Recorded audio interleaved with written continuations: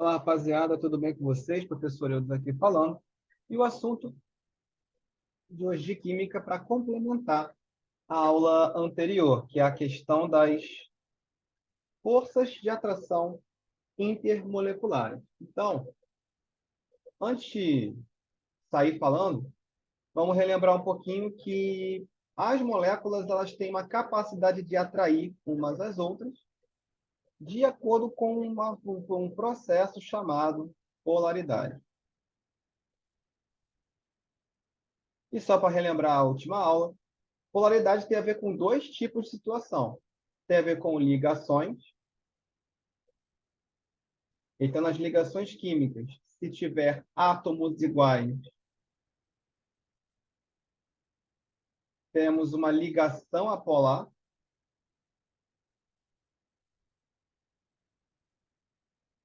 E átomos diferentes,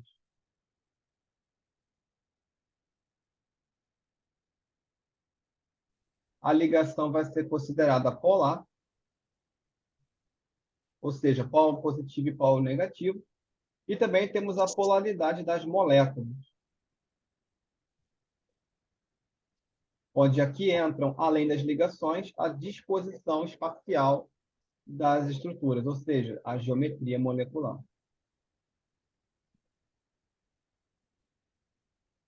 envolvida. E temos algumas geometrias destacáveis, como linear,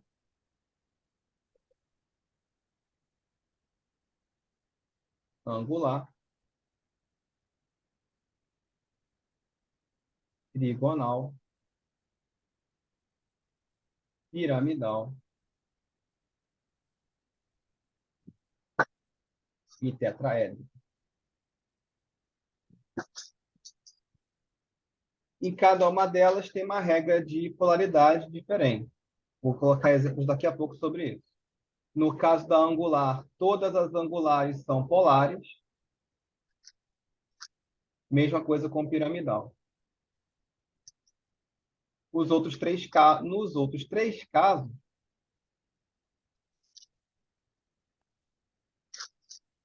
a gente vai ter que avaliar de acordo com os átomos periféricos. Então, no caso desses três de asterisco que eu estou colocando, tem a questão dos átomos periféricos, átomos fora do átomo central. Se eles são todos iguais, nós temos uma molécula apolar. E se tiver pelo menos um diferente,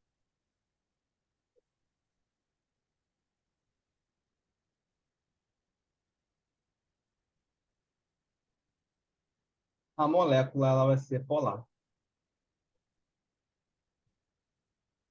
Então, nessas três geometrias aqui, a gente tem essa situação ocorrendo. Então, ao mesmo tempo que eu vou aqui dando aula, eu vou tirando o print rapidinho para vocês. Então, já vamos para alguns exemplos aqui da matéria anterior, rapidinho, para dar sustentação à matéria de hoje. Então, vamos aqui dar exemplo do que está acontecendo. Um exemplo bem clássico, por exemplo, com dois átomos, H2, por exemplo, só tem dois átomos, H-H, a geometria é linear. Ou, por exemplo, HCl, que é H-Cl, também é linear. Só que, reparem, Eudes não tem centro molecular, beleza. Só que aqui a gente tem dois átomos iguais. Então, ele é linear e apolar. E quando eu tenho átomos diferentes, vai ser polar. Outro exemplo de linear, por exemplo, eu posso colocar CO2 e CSO, por exemplo. No caso do CO2, vai ficar um oxigênio para cada lado. Temos um centro molecular e tenho átomos periféricos iguais. Então, ele é linear e apolar também. Essa história de polar e apolar tem a ver com as substâncias conseguirem se misturar ou não. Porque se você perceber que tem polaridades diferentes, não, as substâncias simplesmente não vão se misturar. E aqui, no caso, nós temos a situação do CSO. E vocês vão reparar que os átomos periféricos das pontas são diferentes. Então, ele vai ser linear e polar. Um exemplo de trigonal plano que eu tenho aqui para vocês, por exemplo, BF3,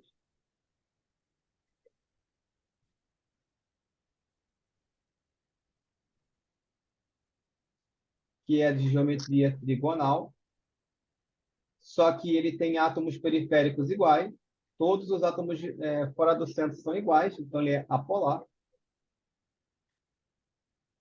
Outro trigonal, que nesse caso vai ser polar, é o COCl2. Reparem que eu tenho átomos diferentes, ó. Então ele vai ser trigonal e polar. Então, algumas geometrias têm que usar essa regra dos átomos diferentes mesmo. Assim como o tetraédrico, né? Exemplo, CH4. Carbono tem menos quantidade, vai para o meio. O hidrogênio vai ficar ao redor dele e são todos iguais. Então, além de ser tetraédrico, que é a sua geometria, ele é apolar. Mas agora, se eu quiser colocar o CH2Cl2, por exemplo, ele vai ser tetraédrico de novo, mas eu vou ter átomos diferentes. Então, ele vai ser tetraédrico e polar.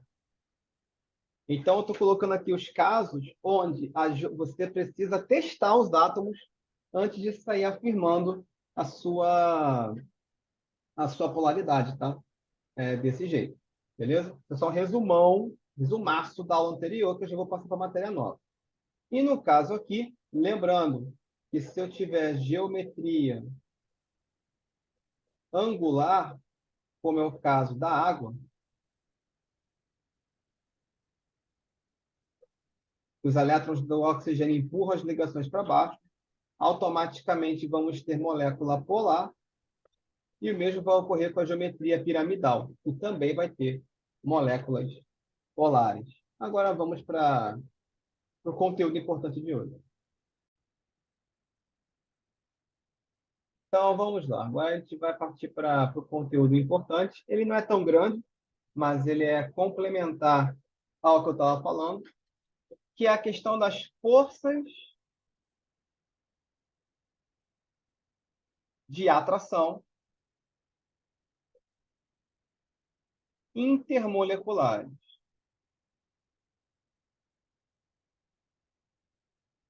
O que elas são? Elas são as responsáveis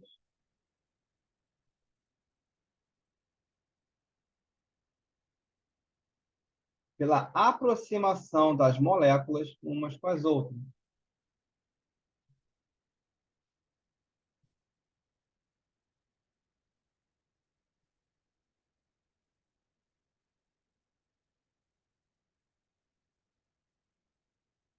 Uma consequência dessa atração é que quanto mais forte for essa atração,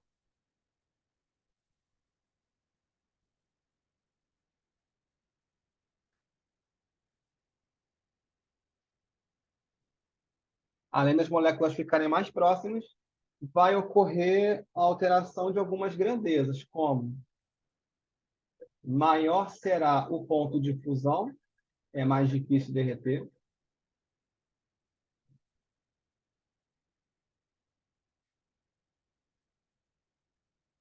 e também maior será o ponto de ebulição.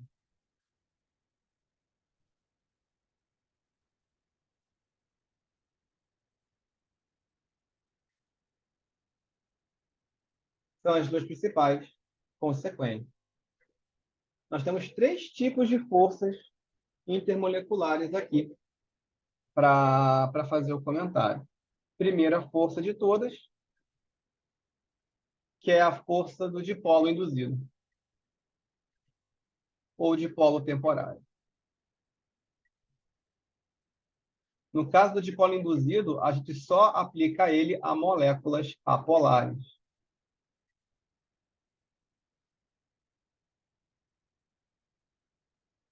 E, no caso, essa é a força mais frágil, mais fraca possível. Então, só vai existir em moléculas apolares, como, por exemplo, CO2, Cl2, H2. Tudo isso aqui é apolar. Então, CH4. Então, qual é a tendência dessas substâncias? É estarem normalmente no seu estado gasoso. Ou ainda estado líquido. Se tiverem poucos átomos. O dipolo induzido só é mais poderoso, ou ele só ganha força, ele só fica realmente mais forte quando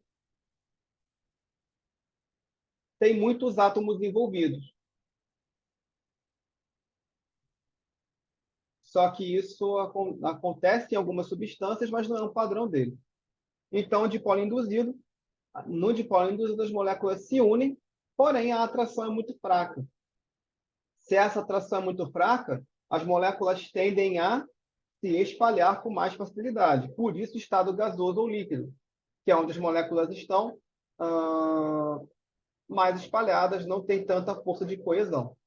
Então, todas as vezes que vocês perceberem que a molécula ela é apolar, teremos dipolo induzido. O dipolo induzido também tem outros nomes, como forças de London,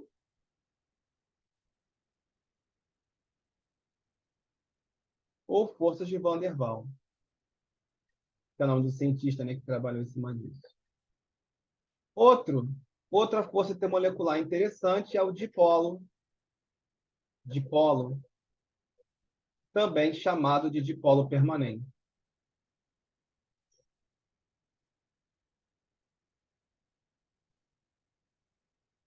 Nesse caso aqui, o nome, né, dipolo permanente já é um pouco sugestivo. Ele vai ser compatível com moléculas polares.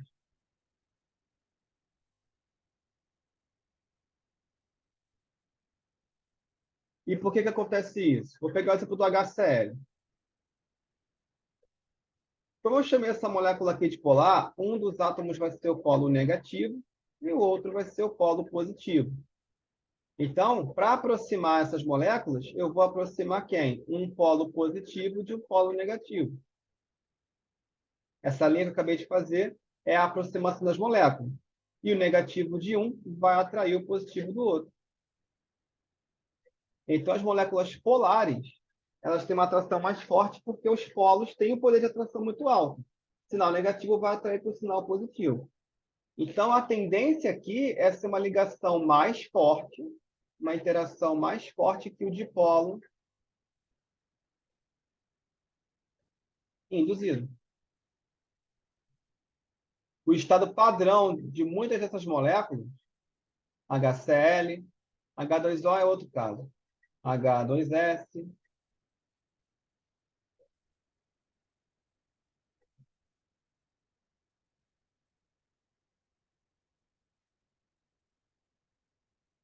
H2SO4, eles têm estado gasoso, mas muitos vão aparecer no estado líquido, por padrão, muitas vezes. Então, a ideia aqui é a gente saber, através da polaridade, qual é a força de coesão ou de atração entre as moléculas. E isso, no caso, vai afetar o ponto de fusão e vai afetar o ponto de ebulição. Lembrando que, quanto maior o ponto de fusão e maior o ponto de ebulição, a tendência de uma substância é estar no estado sólido, que é quando as moléculas estão muito unidas umas com as outras. E aí fica muito difícil fazer a separação por meios mecânicos, se você precisa manipular a temperatura para isso. Por isso que fica meio alto. Agora, se você diminuir o ponto de fusão, isso aí no caso é para forças mais fortes. Se você diminuir o ponto de fusão e o ponto de ebulição, vai começar a aparecer estado líquido ou ainda estado gasoso, que é quando as moléculas estão mais dispersas. mais distantes umas das outras. E aí, simplesmente, você vai conseguir evaporar ou derreter com facilidade. Bom, além dessas duas, temos a ligação de hidrogênio,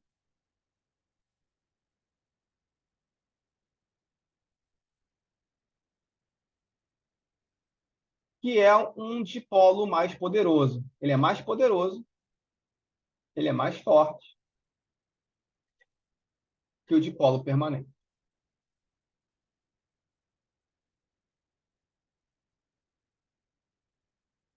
Porém, ainda é para moléculas polares, que é um principal representante disso, é a água. Mas a ligação de hidrogênio ela vai se caracterizar por H ligado a O, H ligado a N ou H ligado a F. E a água é a principal representante mais próxima de nós, porque a água é só hidrogênio ligado a oxigênio. Então, a água não é polar, ela é extremamente polar, diga-se de passagem. Então, essa ligação de hidrogênio aqui é o que torna a molécula de água bem próxima umas das outras. No caso aqui, uma simulação de aproximação vai ser essa aqui. Hidrogênio vai ser o polo positivo, ele vai se aproximar do oxigênio, que é o polo negativo. E assim, várias moléculas de água podem se aproximar. Vou até criar mais uma aqui. Ó.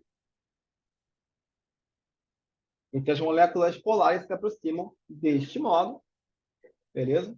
Então, em termos de força, a ligação de hidrogênio é mais poderosa que o dipolo permanente, que é mais poderoso que o dipolo induzido. Por que essa base teórica?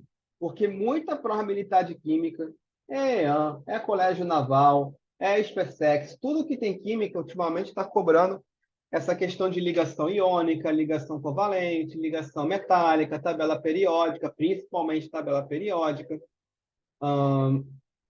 E essa questão de forças intermoleculares também está associada. Tá? Além de ácido, base, óxido e tal. Então, tem muito assunto de química que entram nessas provas e que acaba passando batido. Então, aqui no curso, estou dando uma reforçada teórica nos assuntos de química, porque eu sei que química o pessoal só tem contato um pouco maior a partir do nono ano. E é que é a primeira vez que as pessoas têm contato com essa matéria. Porém, ela tem algumas provas militares, então ela não é desprezível. Se você errar, você perde pontos. Você pode deixar de entrar para uma corporação militar por causa disso, não só por causa daqui.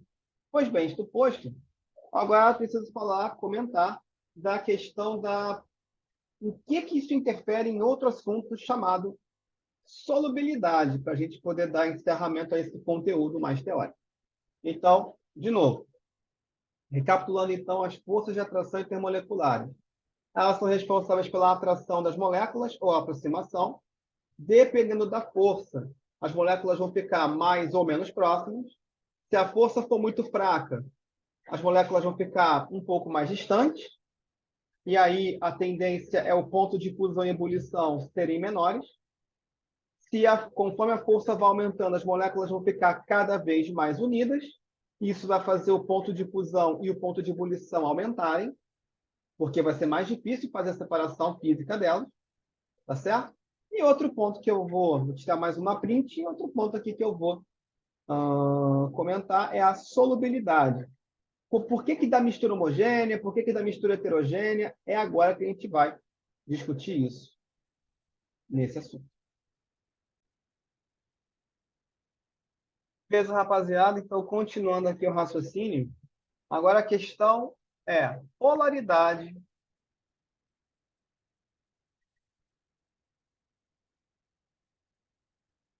versus solubilidade.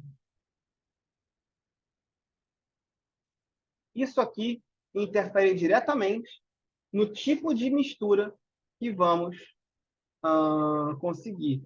Por quê? Existe uma regra bem simples, mas que é bem útil na química, que é a seguinte.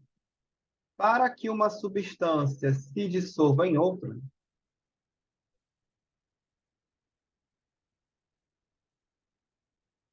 se dissolva ou se misture com outra, né?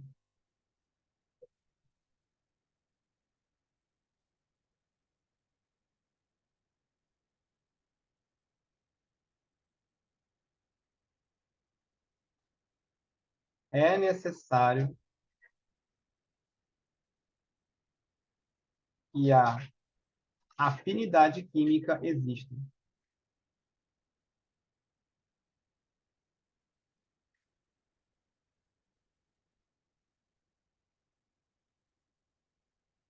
E no caso da afinidade química, ela é feita da seguinte forma.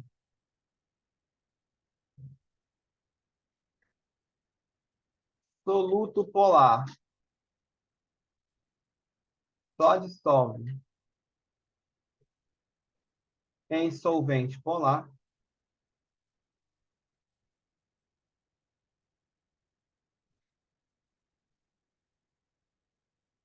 e soluto apolar só se dissolve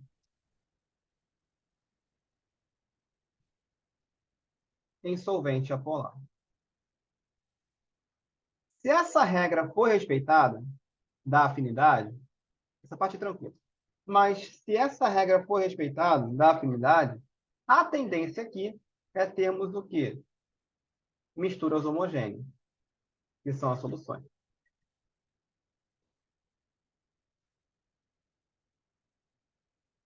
E vamos a alguns exemplos disso. Vou colocar aqui em cima.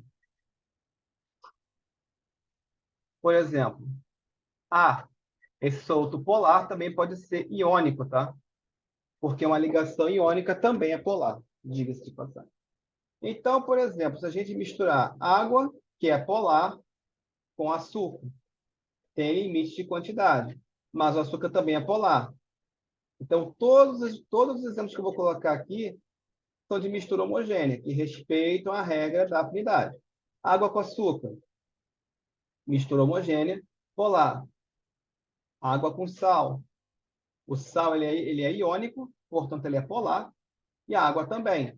Claro que, de novo, algumas substâncias têm limite de solubilidade, tem um limite para dissolver. Porém, repetindo,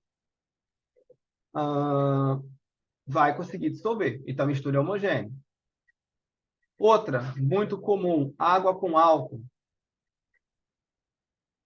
A água é transparente, o álcool também, e ambos se misturam muito bem. A água é polar e o álcool também.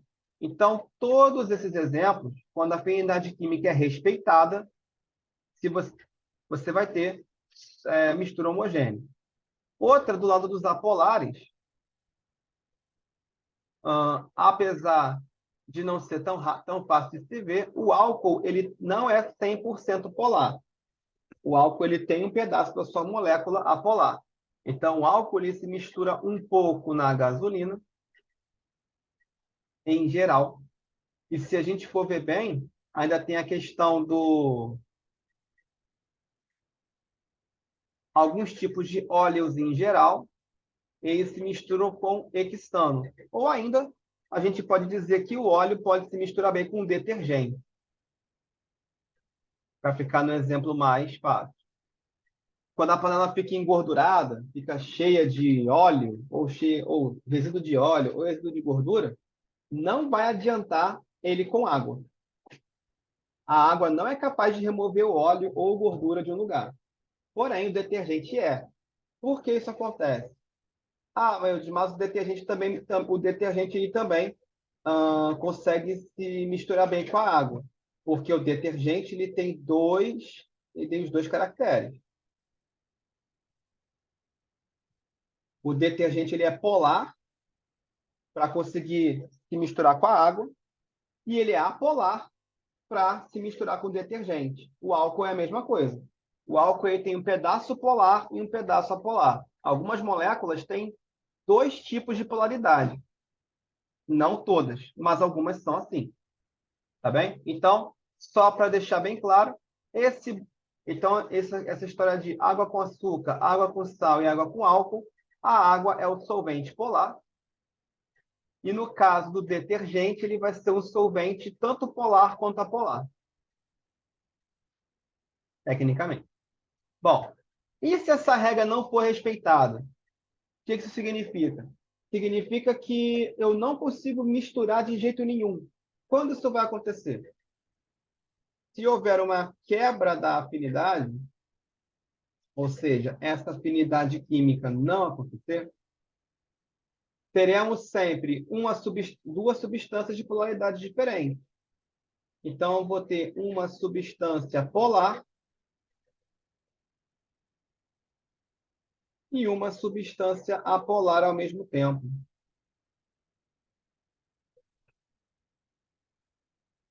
E quando isso acontecer, isso sempre acarretará em uma mistura heterogênea.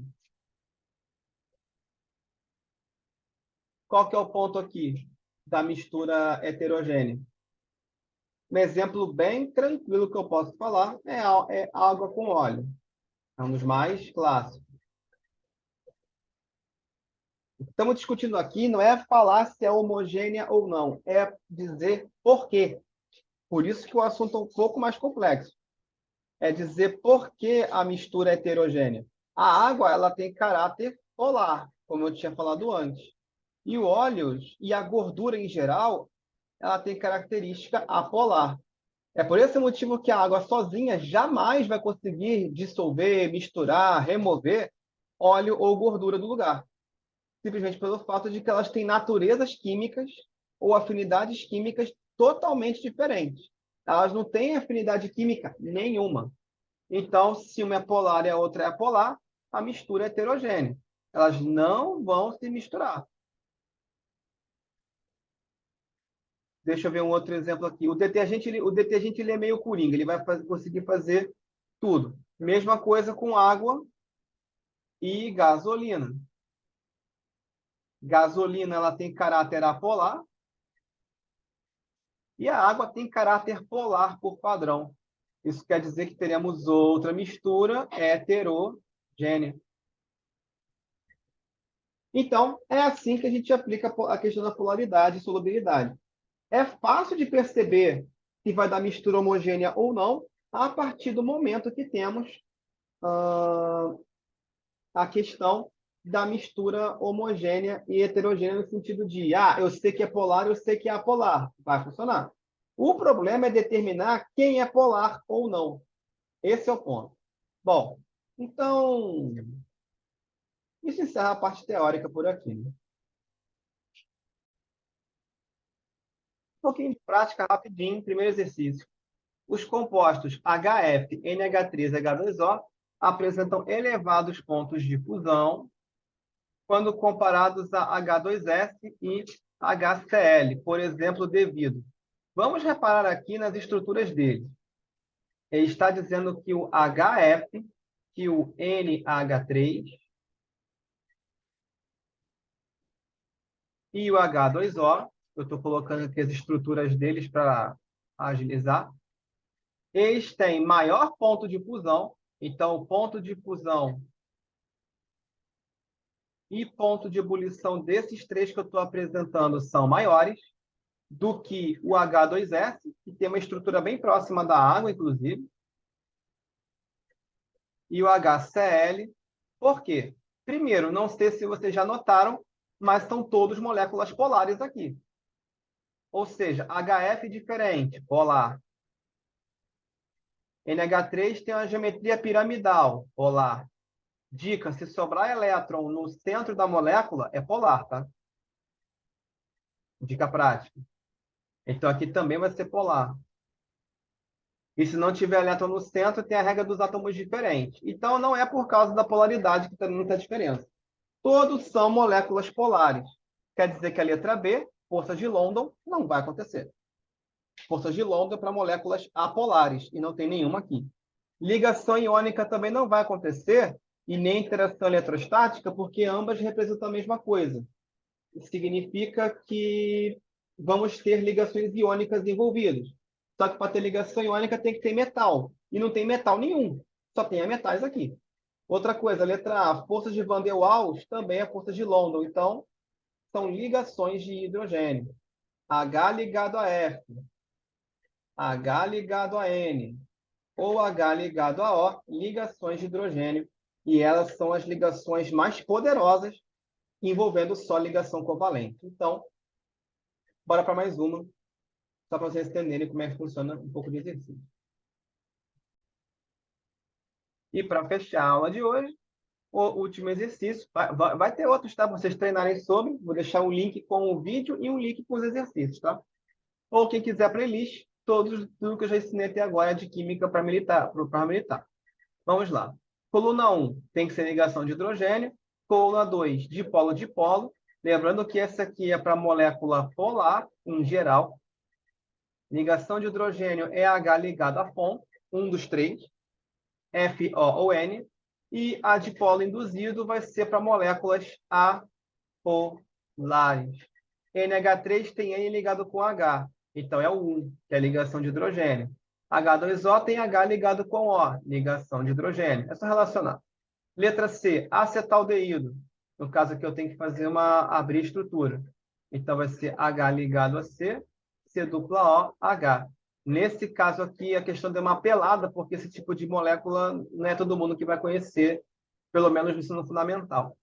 No médio já. De qualquer maneira, é uma molécula polar, só que não está com O ligado a H. Tá? Então, nesse caso, a gente vai ter dipolo-dipolo. Aqui tem uma pegadinha, então, temos dois. Bromo é Br, átomos iguais, ele é apolar, então vai ser 3. E o cianeto de hidrogênio, que é HCN, tá aqui a estrutura dele, vai ser também 2. Então, podemos fazer A com 1, B com 1, C com 2, D com 3 e E com 2.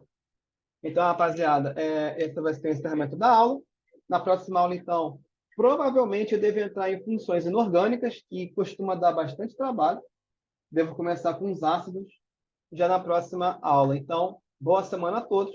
Vai ter vídeo, esse vídeo e link de exercícios mais tarde, para a galera do curso. Forte abraço, até a próxima aula.